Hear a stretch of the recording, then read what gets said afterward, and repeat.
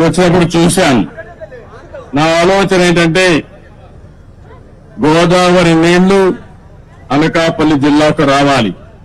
గోదావరి నీళ్లు వస్తున్నాయి కానీ విశాఖపట్నం పూర్తిగా తాగేదానికి గాని పొలాలకు గాని నీళ్లు ఇచ్చే పరిస్థితి రావాలి.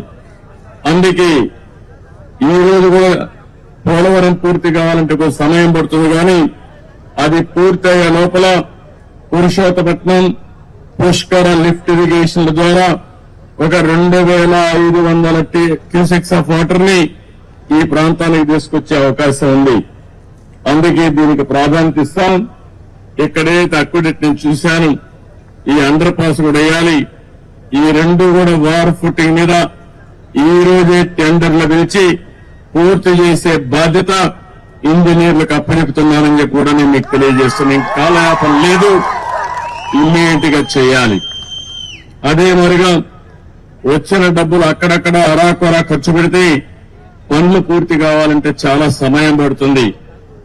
అందుకని ఒక 800 కోట్ల రూపాయలు ఖర్చు అవుతుంది 93 కిలోమీటర్స్ వరకు పూర్తి చేసుకుంటే. దీనివల్ల దగ్గర దగ్గర 1,00,000 ఎకరాలకు ఈ అనకాపల్లిలో నీళ్లిచ్చే అవకాశం వస్తుంది. ఇప్పుడే ప్రారంభించమంటున్నా. ఎంత వీలైతే అంత తొందరలో పూర్తి చేసి ఉత్తరాంధ్ర సుజల శ్రమంతి ద్వారా ఉత్తరాంధ్ర ప్రజానీకు రుణం తెచ్చుకుంటాం. అది పూర్తి చేసిన తర్వాత ఫర్దర్ గా ముందుకు తీసుకుపోతాం.